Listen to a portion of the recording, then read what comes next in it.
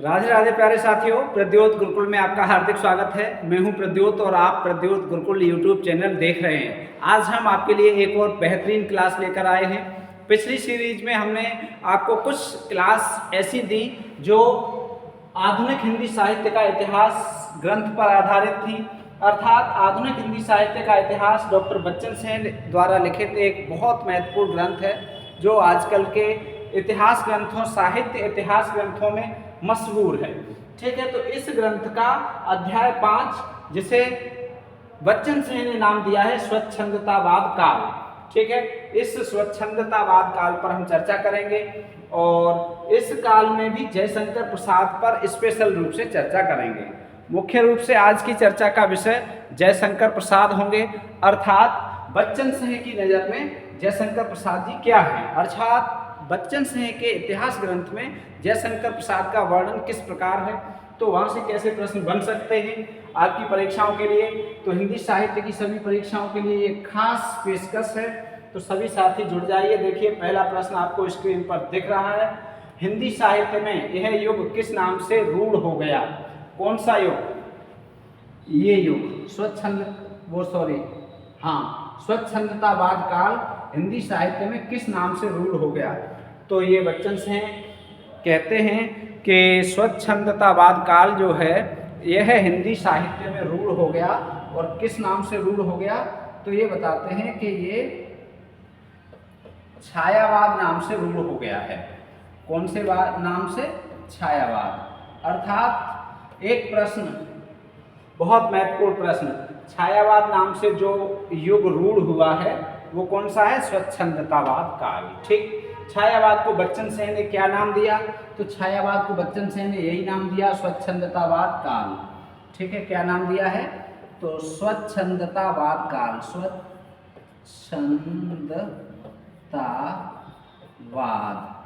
स्वच्छंदतावाद काल नाम दिया है छायावाद को। ठीक है, ये दो महत्वपूर्ण प्रश्न हो गए, एकदम शानदार। जयशंकर प्रसाद का जीवन काल क्या है? बच्चन सेन के अनुसार या सामान्य रूप से देखा जाए तो जयशंकर प्रसाद किसी भी ग्रंथ में देखा जाए तो एक ही जीवन काल मिलता है।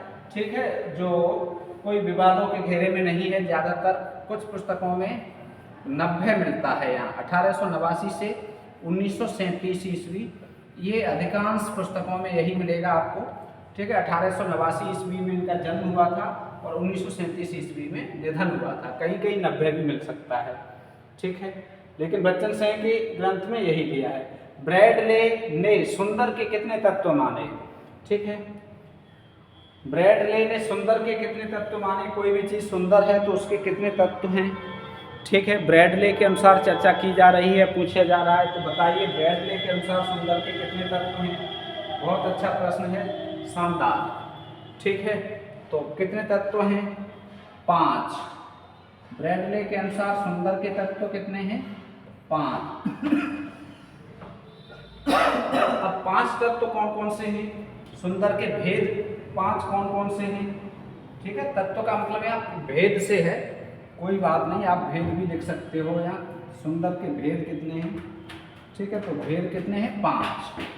अब ये 5 भेद कौन कौन से हैं, इन पर चर्चा करने वाले हैं हम, जो बहुत महत्वपूर्ण है।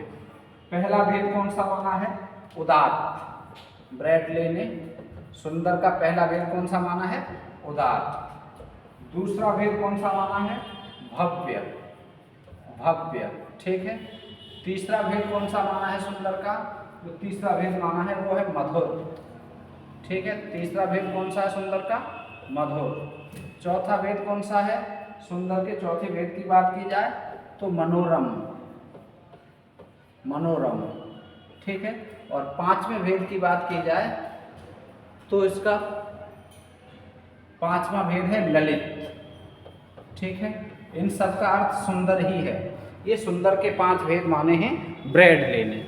ठीक है, ये 5 प्रकार से सुंदर हो सकता है। कोई भी तत्व, कोई भी वस्तु, कोई भी काव्य 5 प्रकार से सुंदर हो सकता है: उदात्त, भव्य, मधुर और मनोरम। उदात्त, भव्य, मधुर और मनोरम। ठीक है, तो ये ब्रैडले के अनुसार सुंदर के 5 भेद हो गए। अगला है इच्छा, ज्ञान और क्रिया के त्रिपुर का दाह किसके द्वारा होता है? रामायणी में ऋषभ ऊपर जाओ। इच्छा, ज्ञान और क्रिया के त्रिपुर का दाह किसके द्वारा होता है कामायनी में? बहुत शानदार प्रश्न है। तो ये इसका सही उत्तर है श्रद्धा। श्रद्धा के द्वारा इच्छा, ज्ञान और क्रिया के त्रिपुर का दाह होता है कामायनी ग्रंथ में। ठीक है, जयशंकर प्रसाद का बहुत चर्चित ग्रंथ है कामायनी। अगला है, इच्छा, ज्ञान और क्रिया को डॉक्टर नगेंद्र ने क्या बताया है? डॉक्टर नगेंद्र ने क्या बताया है? इच्छा, ज्ञान और क्रिया को डॉक्टर नगेंद्र ने क्या बताया है, ये आपको बताना है। बताओ। संस्कृत,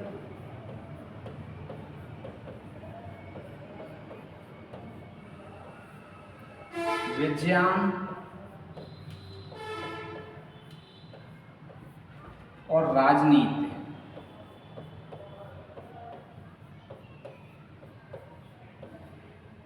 ये बताया है डॉक्टर नगेंद्र ने। क्या बताया है? संस्कृत, विज्ञान और राजनीति। ठीक है, अर्थात जहां बात की गई इच्छा, ज्ञान और क्रिया के समन्वय की, डॉक्टर नगेंद्र कहते हैं कि ये संस्कृत, विज्ञान और राजनीति का समन्वय है। अर्थात कामायनी ये कहती है कि संस्कृत, विज्ञान और राजनीति का समन्वय किया जाए। ये डॉक्टर नगेंद्र ने अपने हिसाब से ये विचार दिए हैं इन तीनों तत्वों के संबंध में। ठीक है, बहुत महत्वपूर्ण बात है, ध्यान रखेंगे। कामायनी में दया, ममता, त्याग, क्षमा आदि कोमल वृत्तियों का प्रतिनिधित्व किसने किया? कामायनी के पात्र मुख्यतः हैं, रूपक आपको पता है कामायनी में मन, श्रद्धा, इड़ा, काम। ठीक है, जो पात्र हैं। अब इन कामायनी में दया, ममता, त्याग, क्षमा आदि कोमल वृत्तियों का प्रतिनिधित्व कौन कर रहे हैं, कौन कर रही हैं? तो इसमें इन कोमल वृत्तियों का प्रतिनिधित्व किया है श्रद्धा ने। मतलब ये श्रद्धा की विशेषताएं हैं। श्रद्धा में क्या है? दया है, ममता है, त्याग है और क्षमा है। इन गुणों से युक्त है। इन कोमल वृत्तियों का प्रतिनिधित्व कर रही है श्रद्धा। मननशीलता और संकल्प विकल्प का प्रतीक कौन है? कामायनी की बात हो रही है। कामायनी में मननशीलता, चिंतन करना। ठीक है, मननशीलता और संकल्प विकल्प का प्रतीक कौन है कामायनी में? आपको ये बताना है। तो मननशीलता और संकल्प विकल्प का प्रतीक कामायनी में मनु है। कौन है? मनु। अगला है, कामायनी को फैंटेसी किसने माना? तो कामायनी को फैंटेसी शब्द का नाम आते ही आप गजानन माधव मुक्तिबोध की चर्चा करने लगे। गजानन माधव मुक्तिबोध ने कामायनी को फैंटेसी कहा है। क्या कहा है? फैंटेसी। ठीक है, गजानन माधव मुक्तिबोध। अगला है, निरखने लगे लुटे से मौन में कौन किसे निरखने लगा? कौन लुट गया? ठीक है, निरखने लगे लुटे से मौन। तो इसमें मनु श्रद्धा को देखते हैं लुटे से। ठीक है, श्रद्धा को निरखने लगे, को निरखने लगे। ठीक है, और दूसरी बात, मनु लुटे से महसूस कर रहे हैं। ठीक है, मनु लुटे से महसूस कर रहे हैं अपने आप को। ठीक है, महसूस कर रहे हैं। ठीक है, मनु के बारे में है। अगला है 11वां, यदि हम इस विशद काव्य की अंतर योजना पर ध्यान न दें, समष्टि रूप में कोई समन्वित प्रभाव न ढूंढें, श्रद्धा, काम, एड़ा इत्यादि को अलग अलग लें, तो हमारे सामने बड़ी ही रमणीय चित्रमयी कल्पना अभिव्यंजना की अत्यंत मनोरम पद्धति आती है। यह कथन किसका है? बहुत शानदार कथन है, बहुत महत्वपूर्ण कथन है। यदि हम इस विशद काव्य, विशद मतलब बहुत बड़ा, यदि हम इस विशद काव्य की अंतर योजना का मतलब इसकी आंतरिक जो योजनाएं हैं उन पर ध्यान न दें, एक बात हो गई। दूसरी बात, समष्टि रूप में कोई समन्वित प्रभाव न ढूंढें। समष्टि मतलब समग्र रूप में, समष्टि रूप में कोई समन्वित प्रभाव न ढूंढें कि क्या प्रभाव है इस रचना का। श्रद्धा, काम, इड़ा इत्यादि को अलग अलग लें। श्रद्धा को अलग लें, काम को अलग लें, इड़ा को अलग लें, मतलब सबको समन्वित न लें। इत्यादि को अलग अलग लें तो हमारे सामने बड़ी ही रमणीय चित्रमयी कल्पना अभिव्यंजना की अत्यंत मनोरम पद्धति आती है इनको अलग अलग लेने पर। श्रद्धा को, काम को, इड़ा को। तो यह कथन किसका है? कामायनी के संबंध में बेहद चर्चित कथन है और इस कथन के कथनकार हैं आचार्य रामचंद्र शुक्ल। कौन है? आचार्य रामचंद्र शुक्ल जी का ये कथन है कामायनी के संबंध में। ठीक है, बहुत महत्वपूर्ण कथन है। अगला है, वह काम कन्या है। काम कन्या कौन है? काम धन आयनी, कामायनी। काम की कन्या है कामायनी। ठीक है, उत्तर क्या होगा? कामायनी, अर्थात काम की पुत्री है कामायनी। ठीक, अगला है, सर्ग कोरे दार्शनिक हो गए हैं। अब इसमें ये पूछा जा रहा है कौन से सर्ग, कितने सर्ग, ये आपको बताना है कि कोरे दार्शनिक सर्ग कौन कौन से हैं। बच्चन सिंह की नज़र में ये सर्ग कोरे दार्शनिक हो गए हैं, मतलब इनमें और कुछ नहीं है, दर्शन शास्त्र ही है। सर्ग कोरे दार्शनिक हो गए, कौन से? ठीक है, तो बताओ अंतिम 3 सर्ग कौन से सर्ग? बच्चन सिंह कहते हैं कि अंतिम 3 सर्ग, अंतिम 3 सर्ग कोरे दार्शनिक हो गए हैं। अंतिम 3 सर्ग कैसे हो गए हैं? कोरे दार्शनिक हो गए। अगला है, कामायनी को मूलतः ऐतिहासिक काव्य किसने माना? ये कहा कि कामायनी मूलतः ऐतिहासिक काव्य है। तो ये कथन किसका है? ये कथन सभी साथी उत्तर देते रहें। ठीक है, तो ये कथन है डॉक्टर नगेंद्र जी का। क्या? कि कामायनी मूलतः ऐतिहासिक काव्य है। डॉक्टर नगेंद्र ने कामायनी को मूलतः ऐतिहासिक काव्य माना है।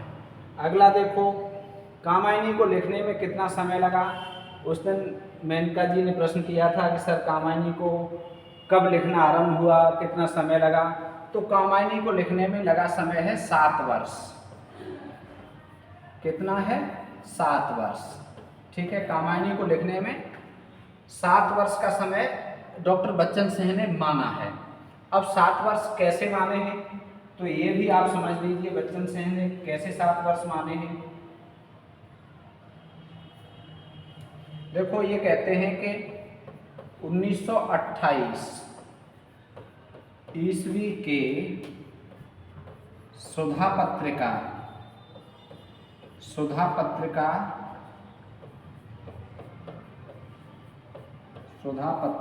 के अक्टूबर अंक में, कौन से अंक में? अक्टूबर अंक में चिंता सर्ग की कुछ अंश छपे थे। चिंता सर्ग के कुछ अंश छपे थे, कुछ अंश छपे थे, पूरा सर्ग नहीं। ठीक है, तो चिंता सर्ग जो है कामायनी का पहला सर्ग है और पहला सर्ग कब छपा? 1928 में। इसका मतलब हुआ 28 में अक्टूबर अंक में। इसका मतलब अक्टूबर अंक में पहला सर्ग छपा, उसका कुछ अंश छपा, तो ये 1928 में शुरू हुई। और 1900 प्रकाशन वर्ष कब है इसका? तो इसका प्रकाशन हुआ 1935 में। प्रकाशन कब हुआ कामायनी का? 1935 में। ठीक है, अब 28 में पहला सर्ग छपा और 35 में अंतिम सर्ग अर्थात पूरा ग्रंथ प्रकाशित हुआ। तो 28 से 35 तक हो गए 7 वर्ष। कितने हो गए? 7 वर्ष। ठीक है, और कामायनी में सर्ग कितने हैं? तो सर्ग 15 हैं। ये हमने अभी प्रश्न यहाँ नहीं बनाया है। कामायनी में सर्ग संख्या कितनी है? 15। ठीक है, चलो, तो ये आपको समझ में आ गया होगा कि कामायनी कब से शुरू हुई लिखना और कब तक चली। उस दिन भी हमने यही कहा था कि उस दिन भी हमने यही कहा था कि हम कामायनी पर या जयशंकर प्रसाद पर क्लास लाने वाले हैं, तब हम आपके प्रश्न का जवाब देंगे। तो ये आपके प्रश्न का जवाब है। 7 वर्ष लगे, 1928 में शुरू हुई। और वैसे बच्चन से ये कहते हैं कि कामायनी कब शुरू हुई ये किसी को नहीं पता है। ये संभवतः विवाद का विषय या जानकारी में नहीं है, लेकिन जब अनुमान लगाया जा रहा है 28 में पहला शब्द छपा, कुछ अंश छपे, तो तब से ही शुरुआत हो गई थी इसकी। ठीक है। और एक बात ध्यान रखेंगे यहीं पर, एक घूंट और कामना, क्या एक घूंट और कामना, ये भी दोनों इसी बीच में छपे हैं। मतलब एक घूंट और कामना इसी मध्य लिखे गए, इसी मध्य लिखे गए हैं। ठीक है। तो कौन से मध्य? कामायनी जब लिखा गया है उन्हीं दिनों में ये दोनों ग्रंथ भी लिखे गए। चलो अगला है, इसकी संश्लिष्टता में क्लासिकल कसाव है। अब ये क्लासिकल कसाव की बात हो रही है, कौन से ग्रंथ की चर्चा कर रहे हैं यहाँ पर? बच्चन से हैं। इसकी संश्लिष्टता में क्लासिकल कसाव है। तो ये कौन से ग्रंथ के बारे में, कौन सी कविता के बारे में कह रहे हैं? प्रलय की छाया। ठीक है। इसका उत्तर क्या होगा? प्रलय की छाया।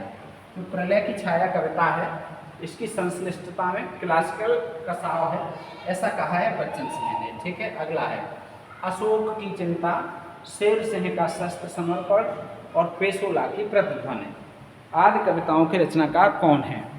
अशोक की चिंता, शेर सिंह का शस्त्र समर्पण, पेशोला की प्रतिध्वनि, इन कविताओं के रचनाकार कौन हैं?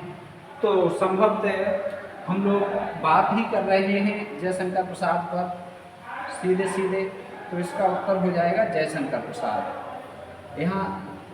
यहाँ पर दिमाग लगाने की ज़रूरत नहीं है, लेकिन यदि प्रश्न अलग से आएगा तो फिर आपको ये याद रखनी पड़ेगी।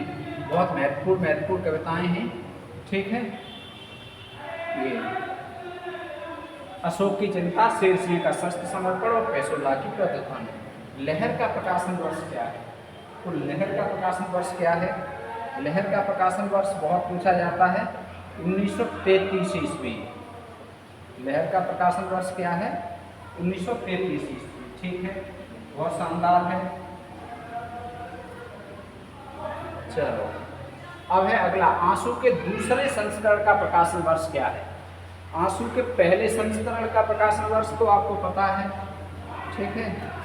दूसरे का पूछा जा रहा है, तो दूसरे का प्रकाशन वर्ष भी सेम यही है, 1933 ईस्वी। ये और ये एक ही है। लहर जब प्रकाशित हुआ उसी समय आंसू का दूसरा संस्करण भी प्रकाशित हुआ। अब यहाँ नोट करके लिख सकते हैं, आंसू का प्रथम संस्करण 1925 में प्रकाशित हुआ था। 1925 ईस्वी में प्रकाशित हुआ। ठीक है। 1925 ईस्वी में पहला संस्करण प्रकाशित हुआ और 1933 में दूसरा। ठीक है। तो ये आंसू के पहले संस्करण की बात है। पहला संस्करण ज़्यादा आत्मवादी है और दूसरा संस्करण में बहुत से सुधार किए हैं इन्होंने, और उसे थोड़ा सा सर्वमंगल की भावना उसमें समाहित की है। कामायनी का सौंदर्य बोध तब तक संभव नहीं जब तक एस्थेटिक्स न समझ लिया जाए। किसका? ठीक है। मतलब कौन से ग्रंथ को समझ लिया जाए तब कामायनी को समझ पाओगे। किस ग्रंथ का एस्थेटिक्स समझ लिया जाए तब आप कामायनी को समझ पाओगे। बाहर वर्षा हो रही है बहुत तेज, बहुत घनघोर बारिश हो रही है, आवाज़ आ रही है। चलिए, तो कामायनी का सौंदर्य बोध तब तक संभव नहीं है जब तक लहर का एस्थेटिक्स न समझ लिया जाए। ठीक है। इसका उत्तर क्या होगा? लहर।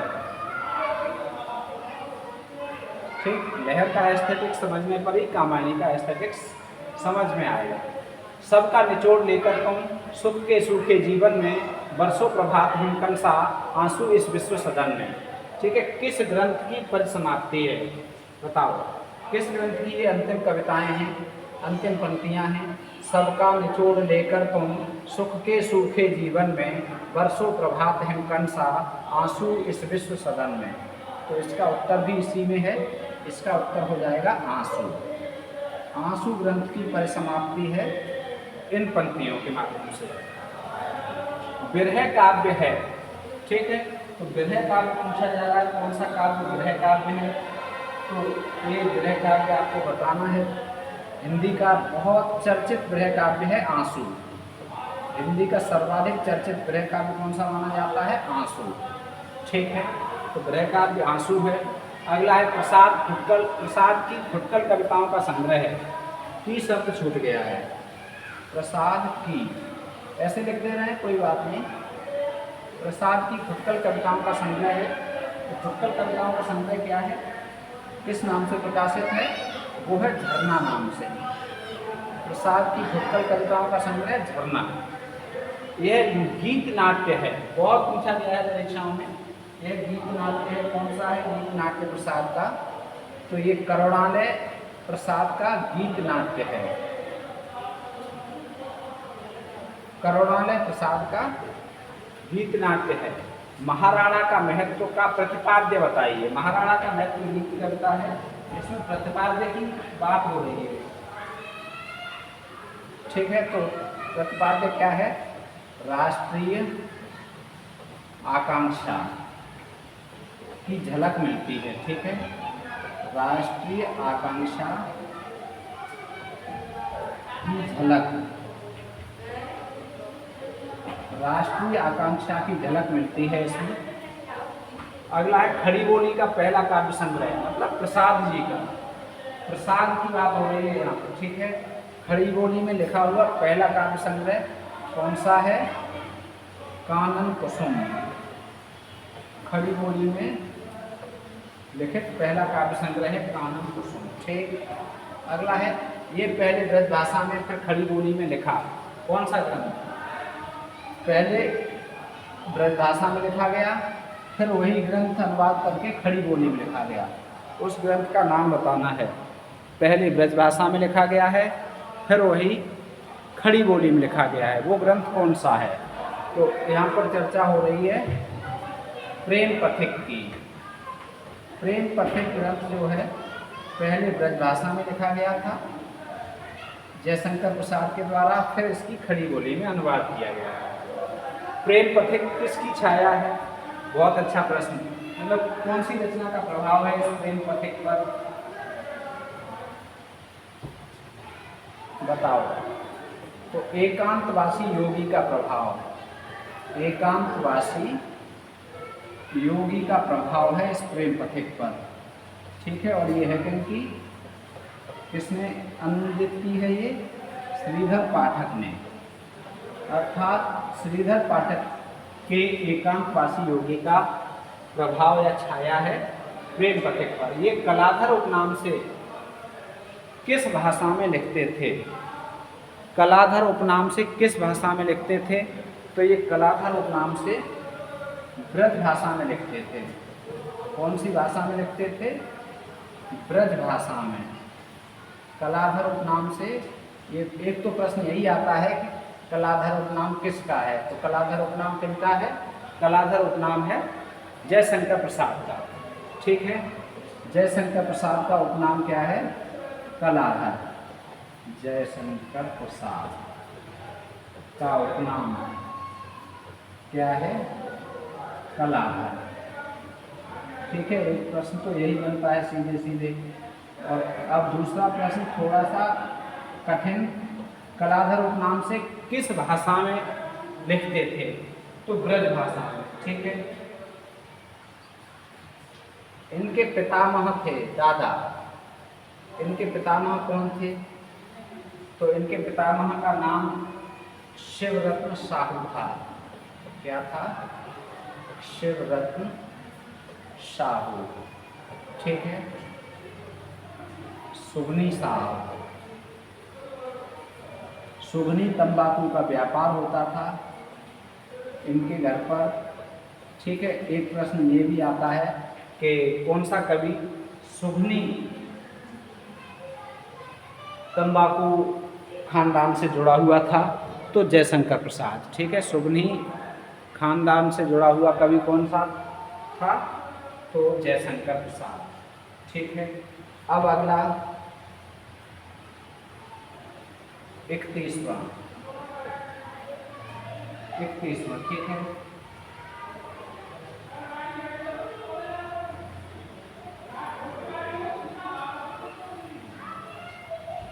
इस काल में मतलब छायावाद में, मतलब स्वच्छंदतावाद में, इस काल में सबसे धीमी गति से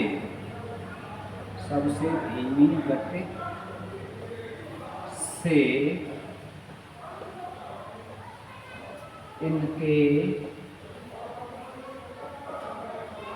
काव्य का विकास हुआ। इनके काव्य का विकास हुआ। ठीक है, इस काल में सबसे धीमी गति से इनके काव्य का विकास हुआ। कौन से काल की बात हो रही है, तो इस काल की बात हो रही है, स्वच्छंदतावाद काल की। ठीक है, स्वच्छंदतावाद काल की बात हो रही है। तो इस काल में सबसे धीमी गति से विकास किनके काव्य का हुआ है, इसका उत्तर है जयशंकर प्रसाद। जयशंकर प्रसाद का काव्य अन्य सभी छायावादी कवियों के काव्य की अपेक्षा धीमी गति से विकसित हुआ है।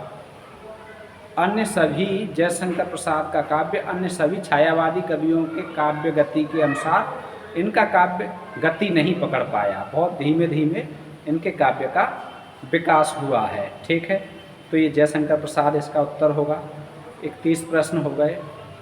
चलो और देखते हैं। ये कथन बताना है आपको किसका है। अपनी इन कमियों के बावजूद, अपनी इन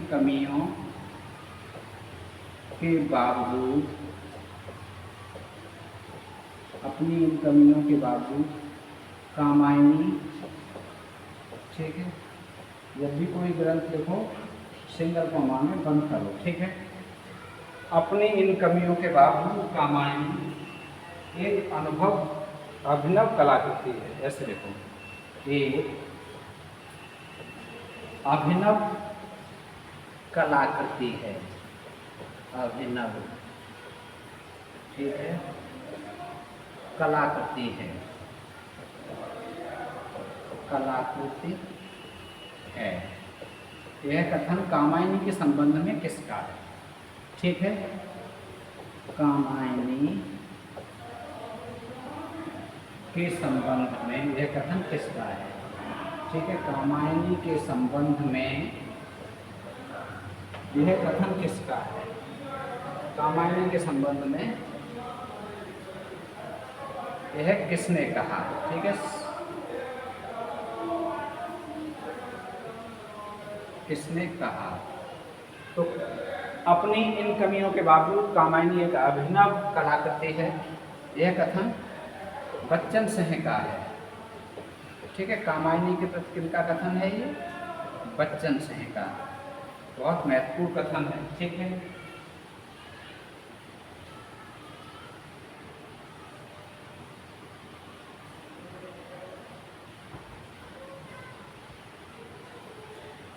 चलो तो आज हम लोग इतनी ही चर्चा करेंगे।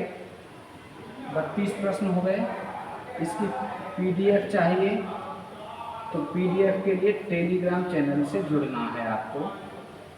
टेलीग्राम चैनल से जुड़ें, लिंक हम आपको दे देंगे टेलीग्राम चैनल का। ठीक है, क्या नाम है, प्रद्योत गुरुकुल टेलीग्राम चैनल, प्रद्योत गुरुकुल। इस टेलीग्राम चैनल से जुड़ना है। और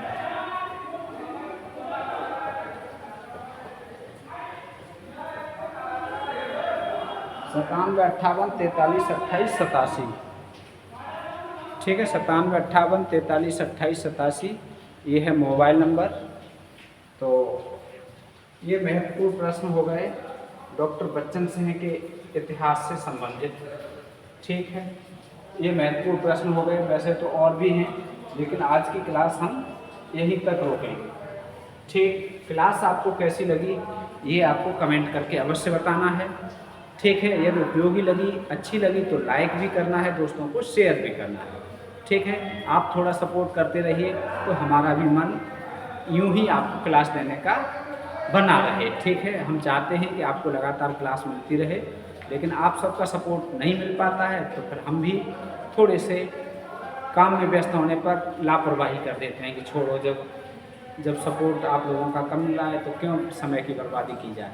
आप अनुमान तो लगा ही सकते हो कि एक क्लास में कितने घंटों की मेहनत होगी। इस क्लास में घंटों की मेहनत है, 1 घंटे की नहीं, 4-6 घंटे की मेहनत है, तब ये क्लास है आधे घंटे की। ठीक है, आप समझ रहे होंगे। तो ये चुने हुए मोती हैं, आप इन मोतियों का लाभ लीजिए। मिलेंगे फिर, स्वस्थ रहें, मस्त रहें और व्यस्त रहें। राधे राधे कहते रहें। जय हिंदी, जय भारत। बाहर विवाद हो रहा है लगता है किसी में।